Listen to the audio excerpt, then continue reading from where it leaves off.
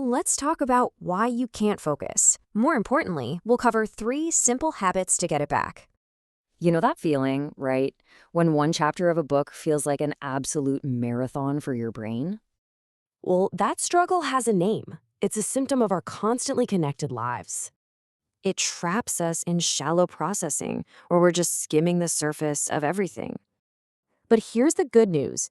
You can absolutely fight back and reclaim your brain power. Here are the 3 game-changing habits that will get you there. Let's break them down. First up, let's talk about creating dedicated time for deep, uninterrupted work. Does your calendar look like this? It's impossible to get anything meaningful done this way. So block out that time, treat it like your most important meeting of the day, because it is.